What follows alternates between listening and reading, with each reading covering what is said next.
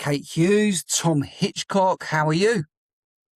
I'm really well, thanks, Tom. How are you? Not too bad. Looking forward to this episode. We've had a couple of little conversations prior, and in this case, we actually had a Oh, lovely technical difficulty where I was listening to my own voice back to me.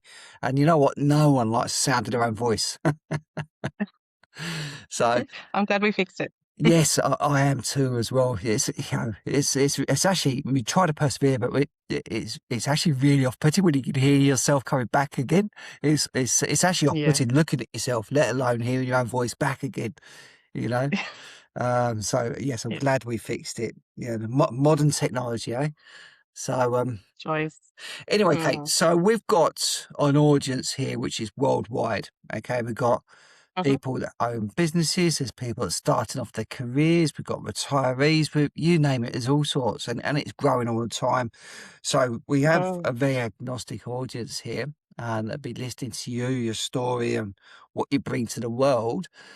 So just maybe bearing that in mind, maybe give us a little introduction as to who Kate Hughes is today, please. Sure. Well, I am a mum of 4 children. Um, Firstly, that is my biggest job and my most important job, I think. And it really is behind everything I do, is creating a future for my children and I.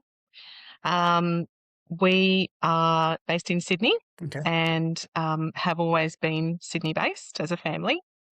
Um, I have a background in all sorts of different things. Everything from an assistant nurse when I was very young in a past life, right through to a cake decorator, and then I've also worked in marketing in the FMCG sector. So I've sort of done all sorts of different things over the years. My priority has always been family, and I know better than anyone that things don't go to plan.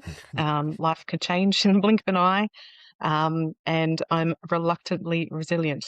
So I've just had to figure it out as I go, and I think I'm up to about plan L by now. If we started at A, um, yeah, my life is certainly one of those that hasn't gone as I expected, and funnily enough, now most of my clients are in the same boat. So it's I can relate to that aspect of their life working in disability now. It's interesting. So I'm glad I mentioned before the agnostic component of the audience because everybody has those curveballs. Everybody has these things that don't go to plan. And I have never heard of someone where everything's gone to plan with everything all the time. So those projections that we go to our bank with because we need a business loan or something like that, it never happens that way. Even if it's better, No. even if it is an upside to it, it never goes to plan. And I think people need to really sit on that and maybe um, be a bit more of a realist and factor these things in. And there's only so much you can Mm. factor, but I think once you accept that life isn't perfect and this stuff's going to happen, then it becomes more tolerable. I find. It does. I agree with that actually. And I think it's an illusion that we have any sort of real control over the circumstances of our lives. Mm. Obviously, we can hope and dream and plan and aspire, but the reality is that everything can change in the blink of an eye. And I think it keeps you humble and keeps you appreciative of what you've got in your life every day. If you just remember that, it unfortunately can be easily forgotten again, and I'm guilty of that too. But um, life reminds me often. So yeah, It's interesting when you say these things that that with circumstance, absolutely, I don't believe you can control that. There's a bit the mindset around manifestation, abundance mindset, and things like this, but things still happen. Mm, COVID still happens. These things just still that's happen. right. But what I do, That's right. what I found, and probably a bit of self reflection, maybe where there were things I could control, and that's how I Mm, could judge myself fairly, is how I reacted to mm, things. Okay, so something bad yes, happened. Who am I? How am I going to come out of it? I'm going to come out of it okay. Am I going to come out of it terribly or really well? And that's on me. that's right. Yeah, and that's the only thing we really ultimately have that control over, isn't it? Is the attitude that we'll approach every situation with, and whether we expect it or not, I think. Mm. Okay. So, it's I'm a bit of a spoiler. I know a tiny bit of your story, but I haven't heard it fully, and what have you. But I suppose anybody Sure. listening to this would feel okay that there's a big turning point in your life. Mm. That's if you're comfortable sharing, please do. But you know, if I didn't know little bits already, I would feel, okay, well, tell me more. What is the big curveballs that crossed your path and made you who you are today? Unfortunately, there's a couple. Okay. So, um, yeah, I lost my mum when I was 16 years old, in a tragic medical mishap. And my dad and my stepmom then have been my parents in my life since I was 16. I'm one of four children, so we all have, that shared experience of having lost mum at a young age and having to navigate life. I don't think there's an age that's better than any other to lose your mum. It's just, it's always going to be a terrible experience. Um, the other things, I've had two failed marriages, and that's a really hard thing to say publicly, but anyone who knows me knows that's the case. And that's pretty hard to say, to wear, to live with. Um, there's a lot of shame that comes with that, I think, if I'm completely honest. And yeah, that's not at all what I had. It's not at all how I thought my life would go. And certainly when I walked down the aisle and made my commitment on both occasions, I made those commitments wholeheartedly and really believed that those marriages would last, one at a time, clearly. Um, the other thing that I've experienced, which was a real curveball, is brain hemorrhage, very small but significant brain hemorrhage, about 10 years ago, where I learned that I have a cavernoma in my brain. It sits very deep within my brain. Cavernoma is an abnormal bunch of blood vessels that can leak and have small hemorrhages. So a lot of people live with them. A lot of people live with them with quite severe disabilities as a result. And thankfully, I'm one of the lucky ones. Mine is inoperable.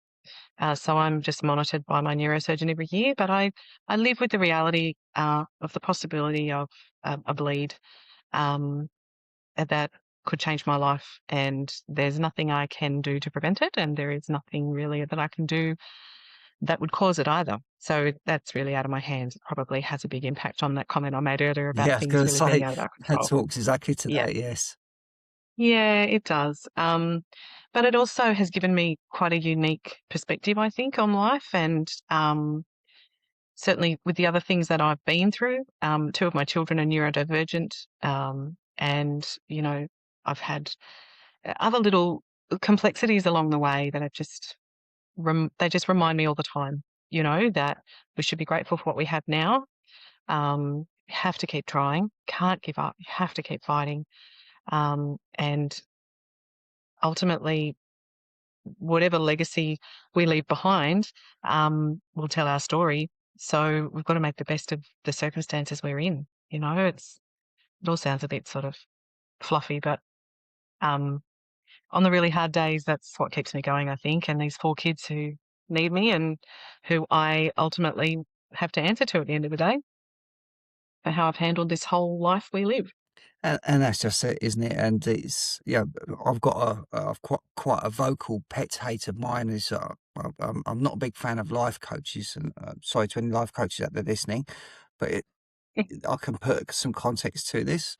It's Mm, I find a lot of life coaches are early 20s, and we haven't uh, really and lived a lot of life yet. and that's just it, isn't it? So, but then when you find someone who's kind of doing that role in society later in age and they've gone through things, then they actually don't call themselves life coach, they call themselves something else. So they've learned to give themselves a different name anyway. So I can still stand by it. But Mm, it is for that reason. yeah. But so when people have experienced things, then you've got that credibility and you got my attention, you know, Mm, because how can I put myself through those shoes? How can I see myself through that lens? What can I learn? What has happened to me and so forth. And there's a lot to be mm, said for that. for other people, and then people can make comparisons as well. So the people listening to your story that we're having their own challenges, but then maybe Mm. comparatively, it's not quite as bad, for example, and it can put some context and just sort of help dissolve it and make it easier for them to comprehend as well. And look, I think that's actually something I've learned a lot through working in the disability sector. Is that we really can't compare our circumstances to each other's because everyone's journey is going to have, you know, highs and lows.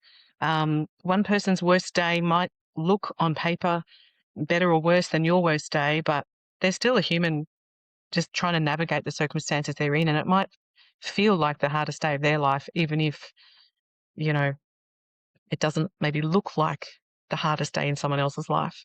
Um, I think that to just have that understanding of people's own experience, we're all just going to come at it from the lens that we sit behind, which is our own processes, our own scars, our own learnings from other, life experiences. I think we can all be very compassionate, more compassionate towards each other and towards ourselves too.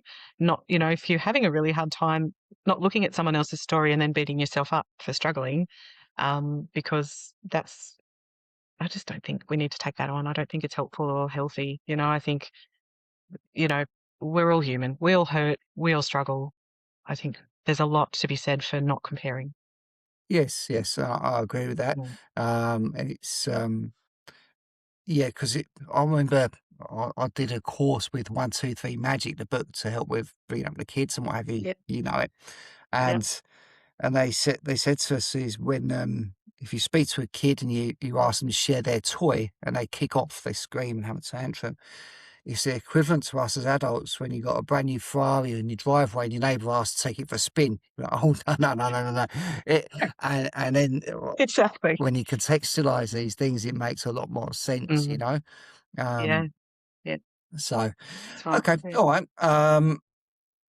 So fast forward to today. Tell us a bit Yes. about what you're up to, what you're bringing to society, and Mm. yeah, how maybe we can help you as well. Yeah. Fantastic.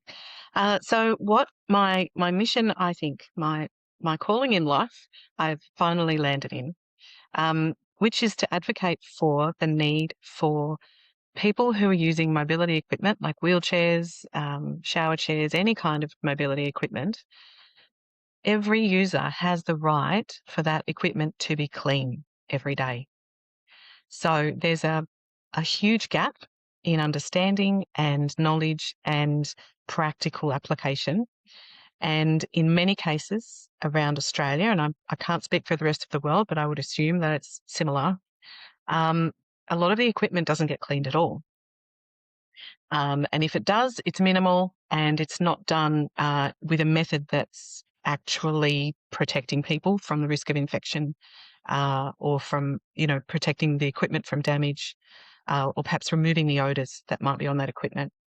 And I need to make really clear that whenever I talk about the hygiene of equipment, I never, ever want anyone to feel embarrassed or ashamed if they are using equipment that doesn't feel clean to them.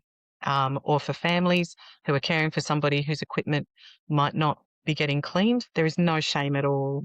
Um, Certainly no shame at all directed from me, no judgment at all. The only people I'll judge are the facility managers who've got clients whose equipment could be looked after better, and I Yeah. get up them about it because it makes me really mad. But essentially, there's a lot of research now that talks about the effect that proper cleaning of this equipment can have on us as a community. And a study done in 2024 in Australia actually found that through proper processes, which is two different types of cleaning that this equipment needs, in a hospital environment, that equipment, when properly cleaned, actually reduced the transmission of hospital-acquired infections by 35%. Wow, that's a big number. That's a really big number. Hey, Yeah. it's really big. And if you actually look at the numbers of people who are ill from hospital-acquired infection and die from hospital-acquired infections in Australia each year, if we reduced it by 35%, we could actually save 2,765 lives a year. Yeah. simply by cleaning the equipment better. So I've been doing this for 5 years already.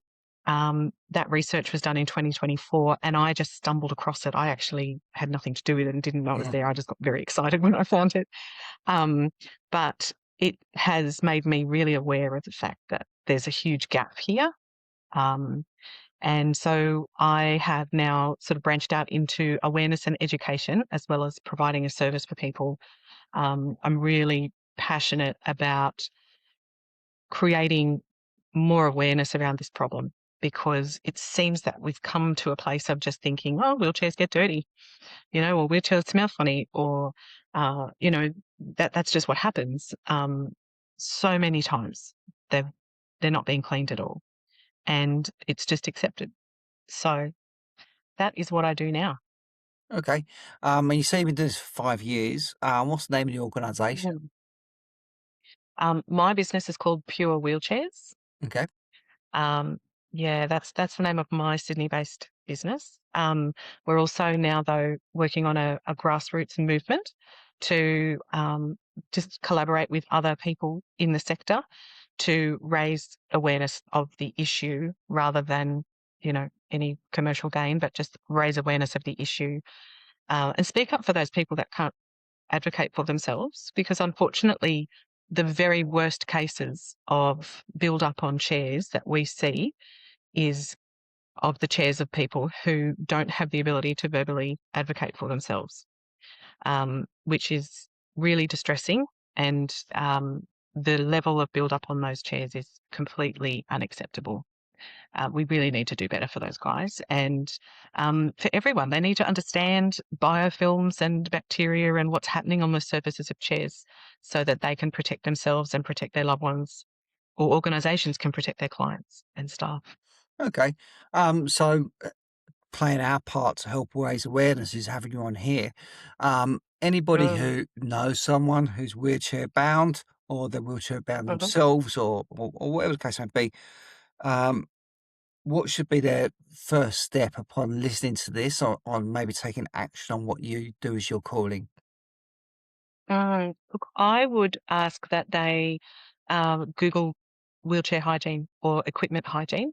When I talk about wheelchairs, it's sort of my hero product, but we're talking about, walkers and hoists and even hospital beds, hospital style beds that people have at home, power chairs, manual chairs, all sorts of equipment, mobility scooters, everything that comes under that umbrella of equipment. If you start to think about the level of build up on that piece of equipment that belongs to your loved one or yourself, um, make some inquiries about how to look after it. Um, Speak to your manufacturer, or our website has a lot of resources on it that are free for people to access.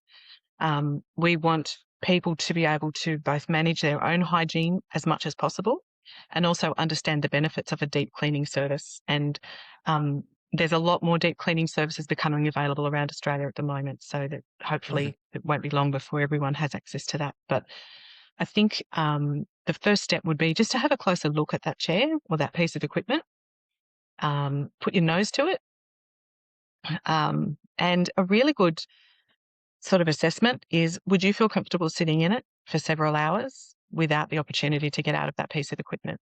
And if you're not comfortable doing that yourself, then that's a pretty good indicator that that chair needs to be maintained better.